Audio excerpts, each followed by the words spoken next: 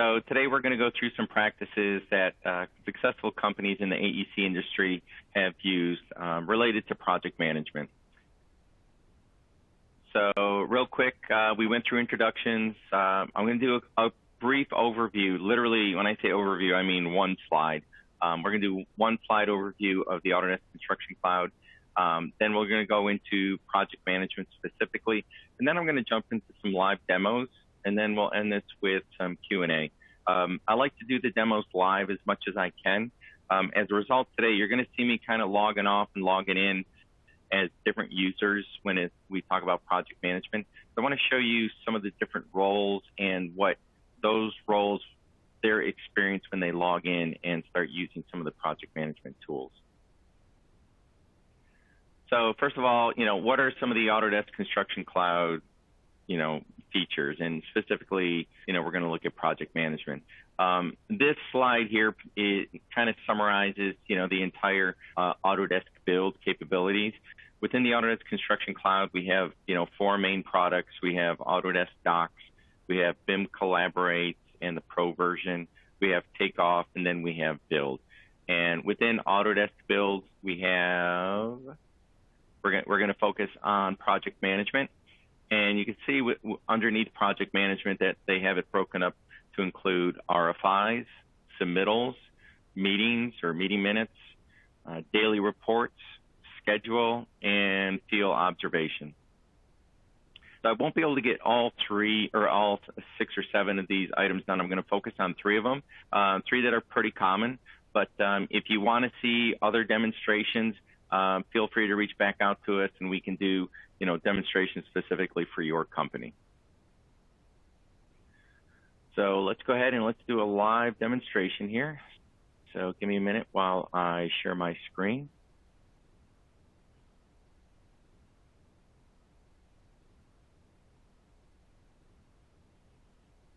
And just waiting for it to pop up here.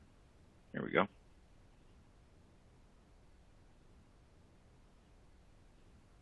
And you see my screen, Misty? Yep, we can. Okay, great. So let's jump back over to here. All right. So we're going to use Autodesk Build. The project management feature in Build that I'm going to first focus in on is Rfis. Now, within the Rfi workflow, Rfis can be used by general contractors, subcontractors, designers, and engineers. I'm going to use the traditional demonstration here using Rfis, where we will assume that the general contractor is hosting the project in Autodesk Build.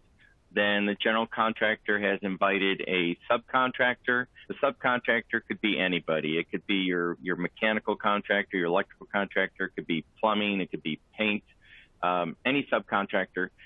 The first RFI example, to make it really quick and easy to demonstrate, I'm going to assume is going to be a painter. And the painter, needs information on a particular area of a building, as far as paint color. And so they want to generate an RFI to reach back out to the design team. With the RFIs, we're going to have somebody who's going to create the RFI. In this case, it's going to be our painting subcontractor. Then we're going to have somebody who's going to manage it, which will be our general contractor. And then we're going to have somebody who's going to respond to it, which is our design team or the architect in this case.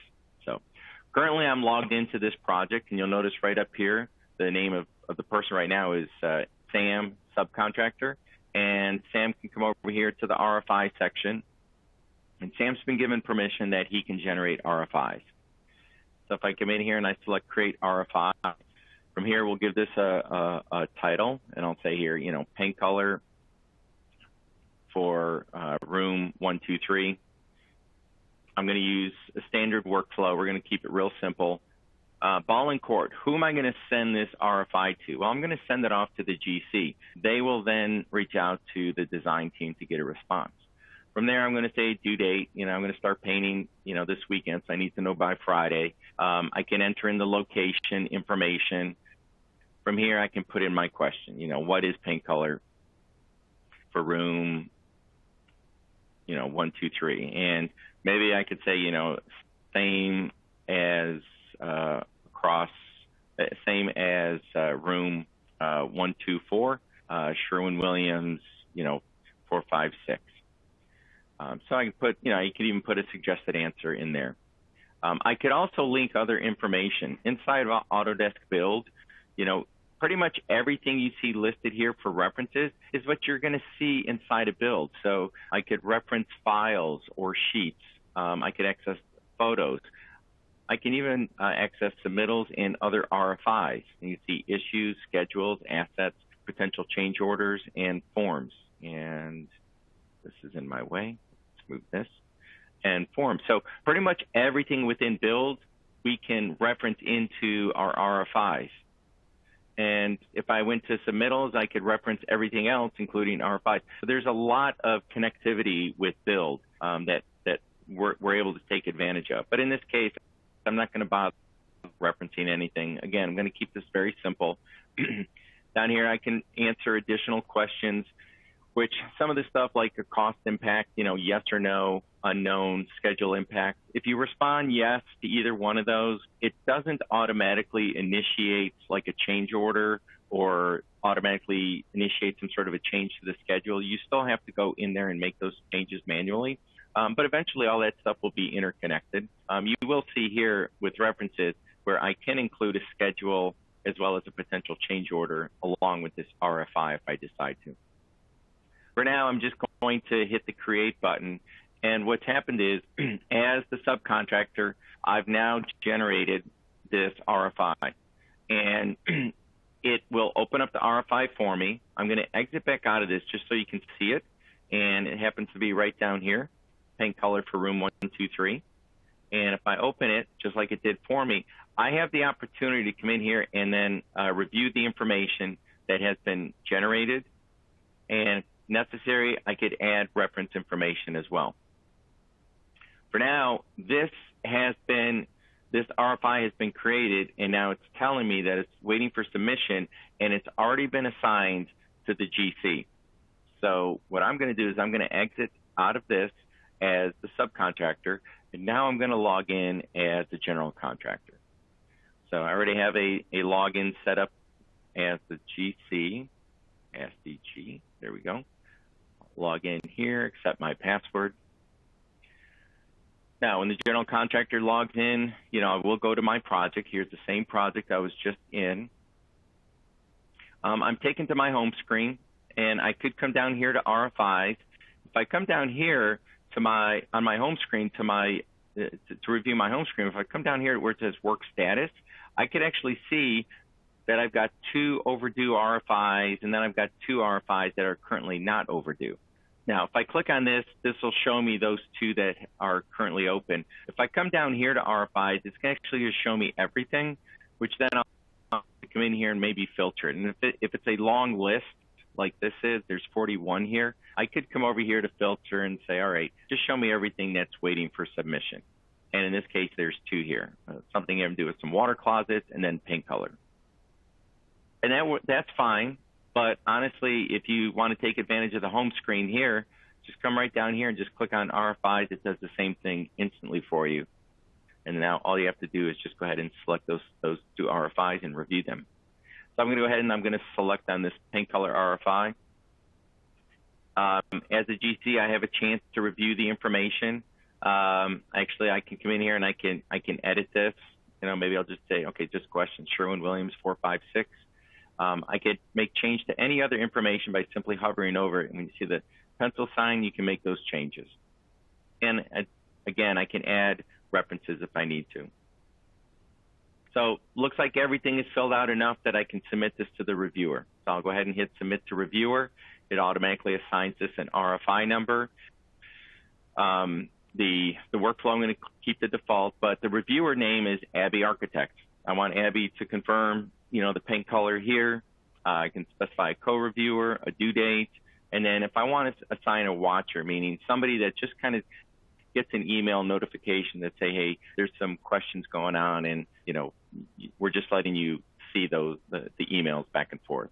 I'll go ahead and hit submit, and now that RFI has been generated, and now it's been submitted, and it's been submitted to the architect, and we're just waiting for the official response. come back over here. I'm going to sign out, and I'm now going to log in as the architect. So we'll log in as Ask the Architect. Got my password. And by the way, emails are being sent only as a matter of notification. There's no data within the email that you have to respond to. Basically, the email is only used to let you know, hey, there's an RFI for you. Now, I'm going to go ahead and open up the same project. And as the architect, and Abby is the architect, I come down here and I can see that I've got 2 RFIs. Again, I come down here, or I'll just click on it here, which is a quicker way to get to it. And I can see there's a couple RFIs I need to address, one dealing with floor covering and one for paint color. So Abby can review the information. You know, I've got the room number, and I could see the suggested answer. If there was maybe a floor plan included, I could just verify the room. But the information, I have everything that I need right here. Maybe what I'll do is I'll submit this official answer right now, and I'll just put in here Sherwin-Williams. And we'll put in here 7890, and we'll just hit submit. So there's the official response. Now that this has been answered, notice it automatically went back to the manager. I didn't have to tell it, to go back. It just automatically went back to the GC. I will sign out of here, and then I'll log back in as the GC.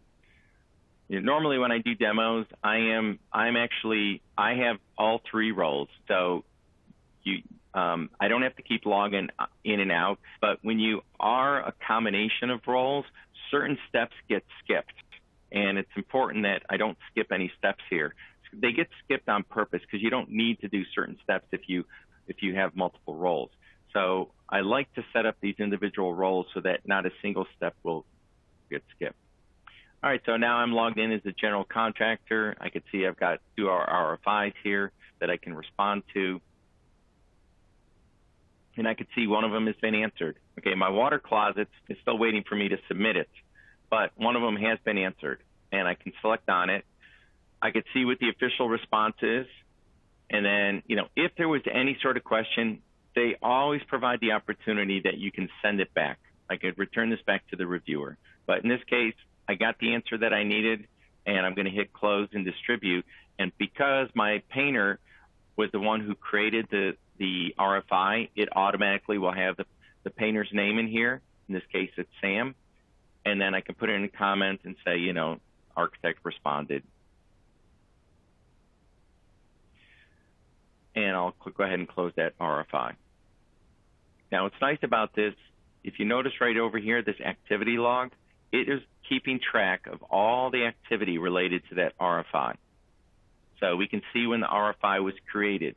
We can see who created it, then who it was assigned to next. We can see the suggested answer. There was a change. I added this answer afterwards. We can see who the co-reviewers are. We can track this all the way until when this was finally answered and closed. For those of you that may have been tracking RFIs with, let's say, an Excel spreadsheet and then just saving emails, notice again, I did all of this without having to go to Outlook. Everything was done here inside of Build. Now, the question might pop up, could I have generated an RFI and then just emailed it to a designer? The answer is yes, you could have done that.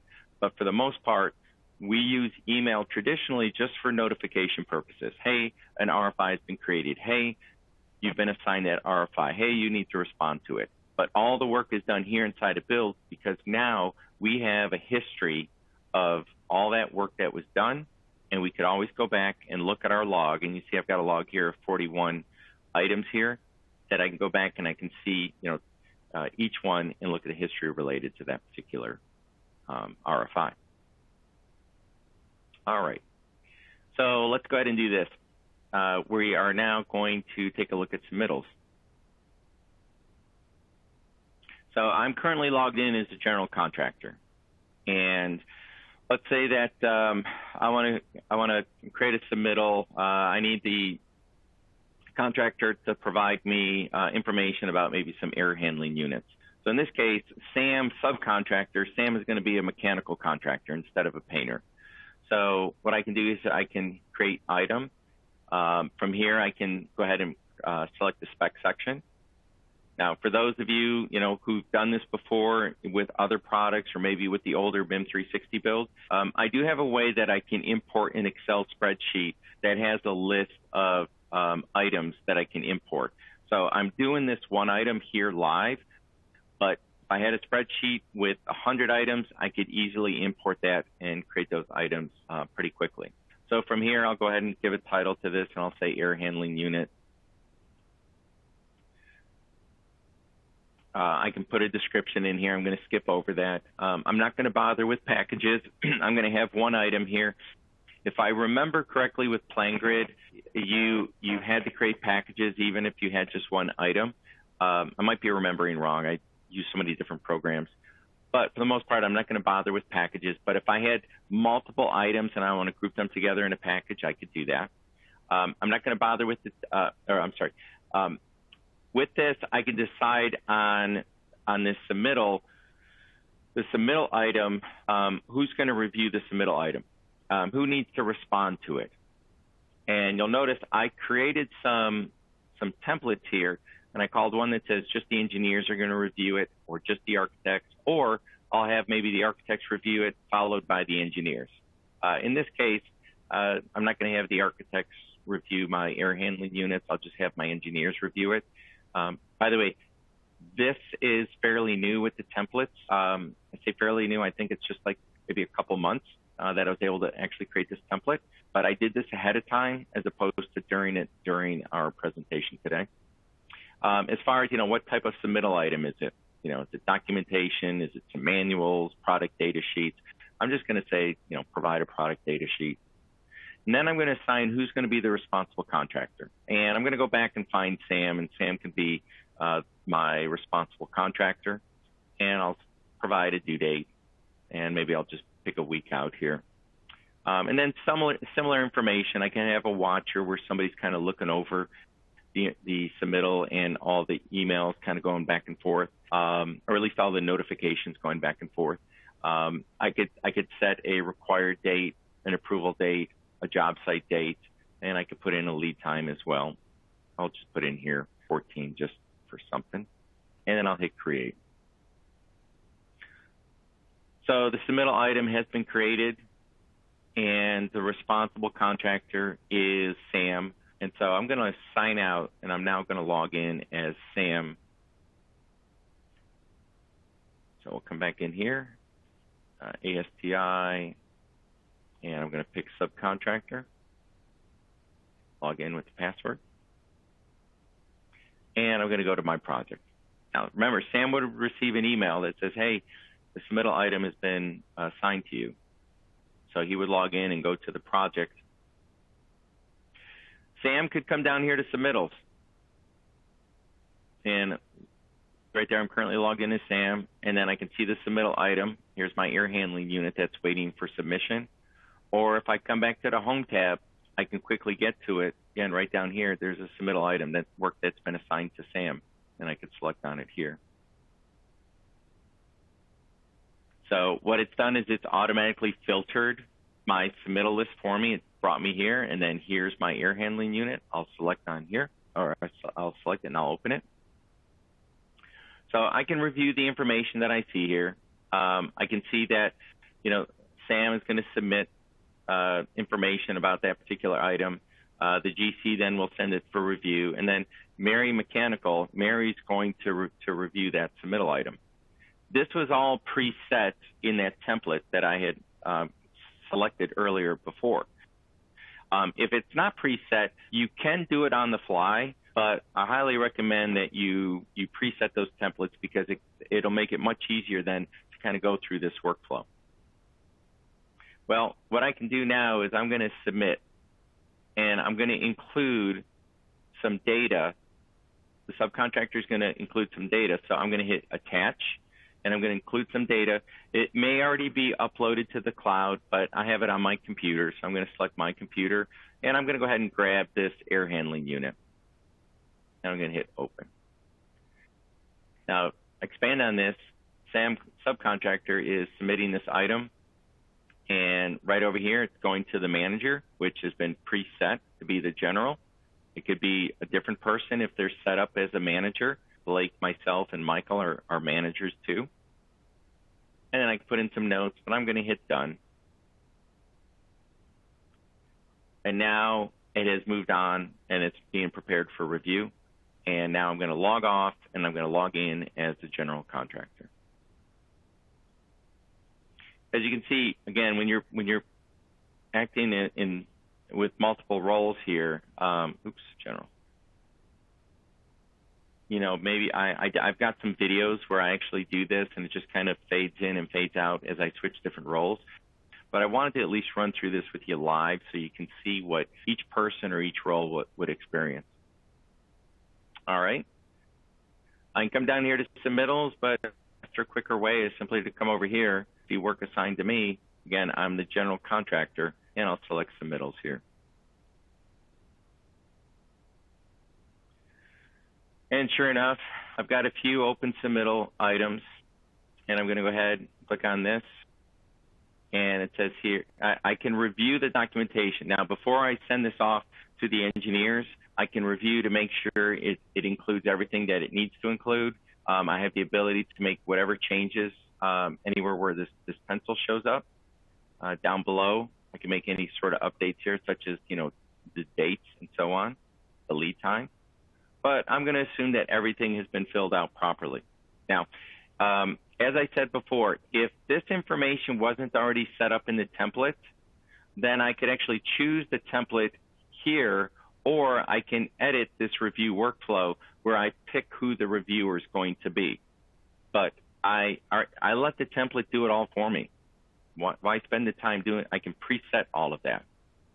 So what I'm going to do is I'm going to submit this for review. Now, if you notice, here's what was provided to me. So as the GC, I need to provide this to the reviewer. What I'm going to do is I'm simply just going to copy this attachment, and I'm going to provide that to Mary Mechanical and have my due date and a note, you know, for her to review that, and then I'll hit done. Now, ball's in court. It's in Mary Mechanical's court, and I'm going to log off here as a general contractor. I'm going to log in now as the MEP engineer. All right, ask the MEP engineer.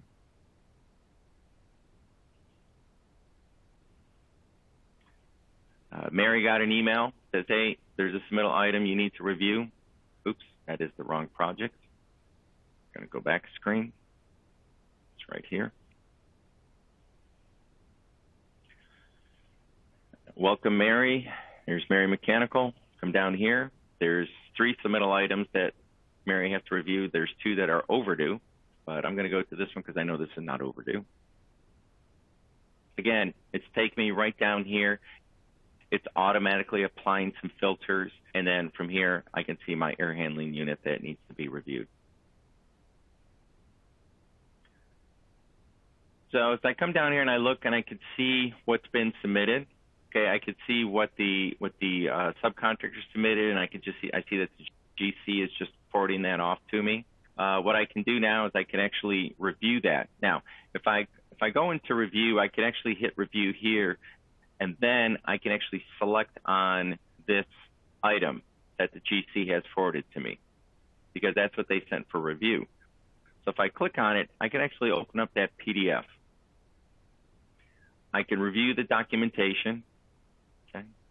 I have the ability to come down here, and you'll notice a bunch of markup tools.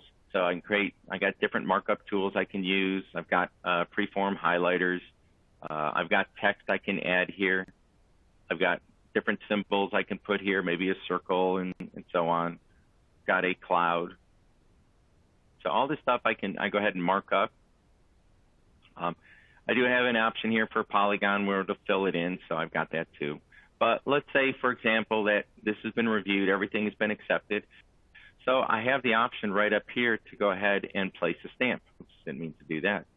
Now, Autodesk Build does provide you a stamp. But if you want to upload a stamp that you typically use, you can do that. But I'm going to use the one that Autodesk provides. So I'll hit Create Stamp.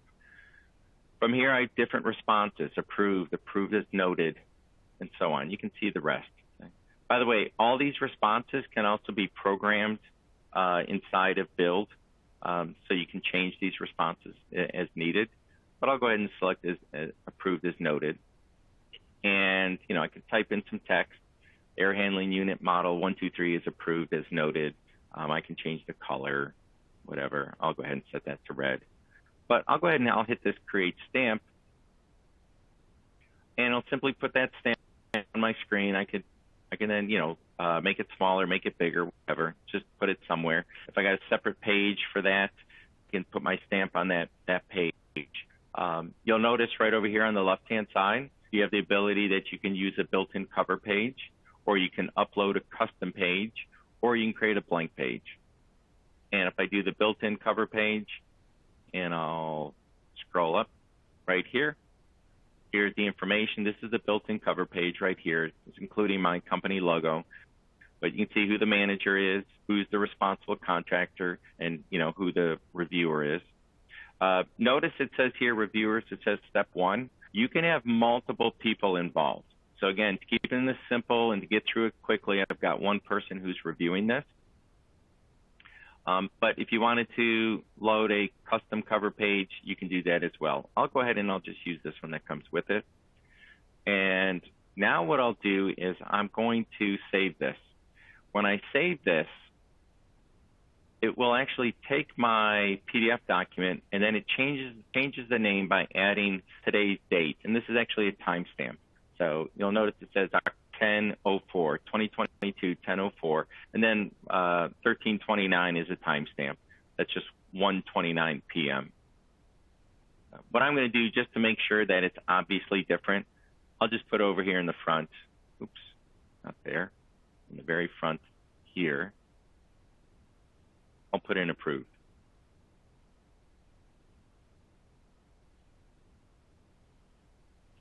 And I'll hit save.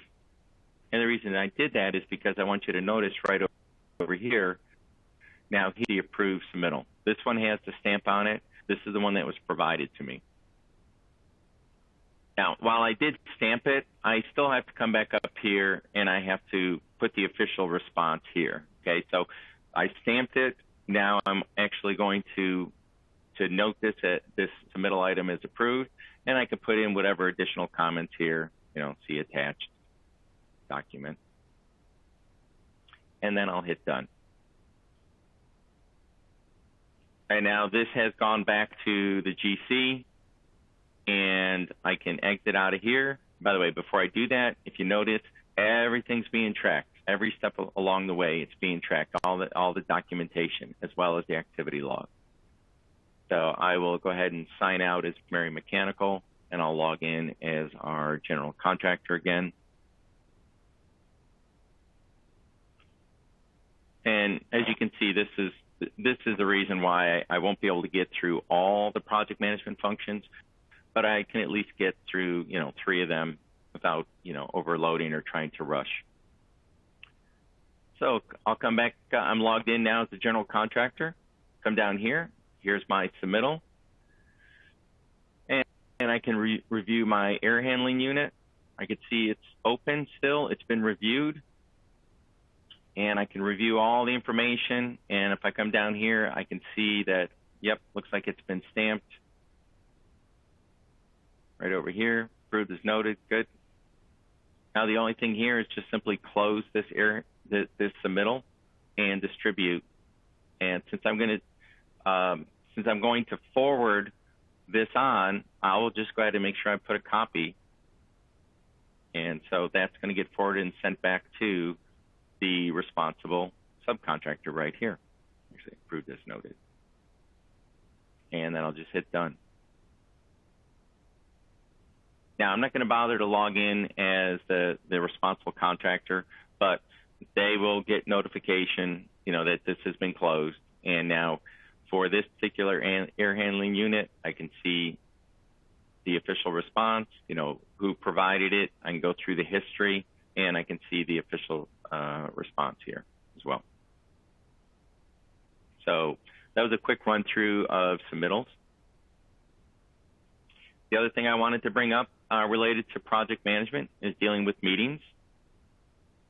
I think you know, for those customers that are currently using meetings, they're really liking the workflow around meetings. What I decided to do was I created today's webinar. I created a meeting called, you know, Webinar Project Management, and I created a meeting agenda. Now, if I select on this, I'll go through this agenda. I went ahead and I set the date, I set the time, the location. I even used the video links to today's webinar. If your company has Microsoft Teams or Zoom and you have access to generating a meeting invite, online meeting invite, you can actually create it from here, and then the link will be placed in there automatically. From there, I came down here. I could have put in a description for this particular webinar. I decided to skip over that. But I did decide, okay, what are the talking points? What are we going to review? So first thing is we went through introductions. You know, we're going to welcome attendees. We're going to review the user interface. We're going to introduce me. And so what you notice here is I got a date associated with it, and I also have MS for Misty Scott. So, you know, she was responsible for handling all this. Now, before I continue down this list, let me come over here to invitees. To invite people to this meeting, okay, as I'm creating the agenda, I would come over here to invitees. I simply hit add invitees, and I can pick people who've already been invited to my project. But Misty is not here, because I never invited Misty to this project. But you'll notice right here, you can create, you can invite somebody who's not a member. So it says here, create non-member. And it's just a matter of putting in their first name, last name, the company they belong to, and their email address. And that's what I did for Misty. And so if you look over here for my list of attendees, the organizer was a general contractor. As I come down here, I can see everybody that's been invited, and Misty is right down here. And again, she's not a member of this project, but I am inviting her to the meeting. Now, as I'm holding the meeting, I can review the agenda items, and I can select, you know, who attended and who didn't. Well, I know Abby Architect is there, I know the subcontractor is there, and I know Misty is attending. So I can go ahead and check those off on who's attended. Then I'll come back in here, and, you know, I can start recording notes. So, you know, Misty welcomed everybody. Welcomed everyone. Had issues with video, right? Blah, blah, blah. Correct those real quick here. So I can start recording, you know, notes, tracking my notes here. Just go to each item and just start recording information. You know, if I need to, I come in here and I can assign a due date. I can assign it to somebody. I already assigned it to Misty. I already assigned a due date. You see those up here. But I can include attachments. When I hit attachments, I can actually grab files from my computer and just simply drag and drop them here, and they'll be attached to that meeting agenda item. But since Misty already did this, I'll say that's closed. She already did this part. We'll close that up. I was already introduced. I'll go ahead and I'll close that. And then as I come down here, you can see some of the work has already been assigned to me. So I did the ACC overview, but maybe I leave that as ongoing. And then for my demos, I'm going to make those ongoing. I'm not going to say that those are closed, because somebody may ask me a question and I need to go back to those items. But the point here is, for your meeting agenda, once you start listing out all your talking points or your discussion points, you can start recording information. And so, you know, I showed this, and so on, yada, yada, yada. And then I get down to the bottom here. We still have to do closing, so we're not quite there yet. still have to do Q&A, so we're not there yet. But if this call was to end, I can come in here and I could say, yep, actually, let's do this first. Let me make sure these are all closed. All right, I'm gonna record these now as meeting minutes, and then I'll mark these as minutes.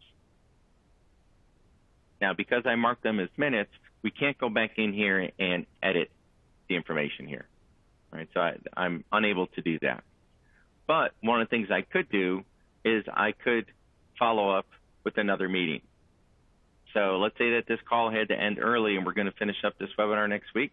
I'll say create a follow-up, and I'll select a date, and I'll go a week out, and I'll hit confirm. And what it ended up doing for me was, notice under introductions, there's nothing here. Anything that was closed does not show up on the next meeting because we already covered that. But everything here that was ongoing is showing up on the next meeting, or if it's still open, it's showing up on the next meeting. So I can set the agenda for my next meeting to include everything from the previous meeting that was not completed. Follow up and say, all right, let's see, we've got the GC, we've got the Abby architect, and we've got the SAM subcontractor. Hey guys, what's going on with Rfis? What's the update on the Rfis? And they say, yep, some were closed, some answered, some new. And, we'll just keep that ongoing because every week we're going to talk about Rfis. Every week we're going to talk about submittals. And so it's just a matter of just recording that when we're done with the meeting, saving those as minutes, and then following up with creating a follow-up meeting. With your meeting minutes then, we could always export them out to PDF. And so we can then have that as a matter of record and send it somewhere. But honestly, all the meeting information is recorded here inside of Build. So here are my minutes from today. And when I create minutes next week, I'll have next week's minutes, and I'll continue to have minutes and agendas within my meeting section. All right. Let's jump back over here. And let's go ahead and do this. All right, any question, guys? And Misty, maybe you can check to see if there are any questions.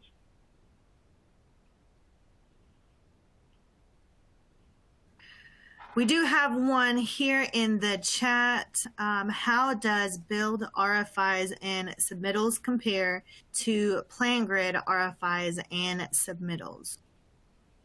Okay, so they're very similar. And a feature I did not show you within Autodesk Build that has always been available within PlanGrid, at least for Rfis, is the ability that when you generate an RFI, you can email somebody that RFI, as opposed to inviting them to the project. You can just respond to them via email. It's a somewhat new feature that PlanGrid always had. I say new though; it's probably been a few months that it's been available.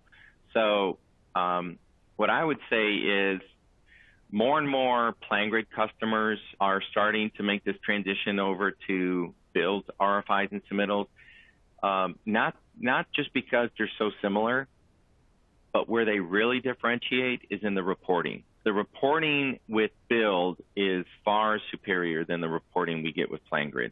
I can actually generate reports for individuals, maybe that have open Rfis or open submittals, where those reports are generated automatically and automatically sent out to those individuals. Within PlanGrid, I don't have a lot of reporting capabilities. So I'm going to say the features themselves are pretty close, but the reporting on the Build side far exceeds what we can do with PlanGrid. Okay. And a follow-up question to that is members of a Build project. I'm sorry, say that again? Oh, a follow-up question to that is, can you email people, RFIs, who are not members of a Build project? Yeah, Gotcha. Yeah. So the answer is yes, you can. The only little gotcha is, if you recall, when I created the RFI, I did have the opportunity that I could reference other information, like maybe I reference in a drawing. If you email somebody, that reference item doesn't go with the email, unfortunately. So they'll receive the email, they'll receive the question, and they can respond to it. So they can do all that, but the reference material doesn't go along in that email, and if that's the case, then you have to log into the project to be able to see it. So the answer is yes, you can do it, but there's just a little caveat there that any reference material doesn't go with it. Okay. All right. I do have another question here. Has Autodesk Build replaced PlanGrid? Oh, yeah, the answer is no, and this part's a little confusing. So what Autodesk did was, we used to have BIM 360 Build. Today is what I showed you is called Autodesk Build. It's a different version. It's a newer version of BIM 360 Build. So we always had BIM 360 Build, and then we always had PlanGrid. What Autodesk did was they took PlanGrid and BIM 360, they brought them together, and they created what's called Autodesk Build. PlanGrid customers will notice Autodesk Build looks a lot like PlanGrid, and it does. But that doesn't mean PlanGrid's going away. That doesn't mean PlanGrid projects are going to automatically show up in Build. PlanGrid is still its own program out there in the cloud. It just happens to be owned by Autodesk. And then we've got our Autodesk Build program here. So they're two separate programs, and I don't see PlanGrid going away anytime soon. It still will exist for a very long time. We have a lot of customers that use PlanGrid, have projects in PlanGrid that, they're going to have to finish those projects in PlanGrid. There's not an easy way to move all the information from PlanGrid to Build. So we normally advise customers, and Autodesk advice too, is if you start the project in PlanGrid, finish it in PlanGrid, but start all new projects in Build, because you'll get a lot more functionality with Build than you will with PlanGrid. Makes sense. Makes sense. Okay. All right. I will allow just a second here or so for any final questions. I will say I did love your real life example there with the video and myself. I was like, oh. Yeah, really love that. It's always nice to kind of compare to real life, but I think contractors will also tell you some of my examples were really simple compared to what they deal with in real life at the job site, that's for sure.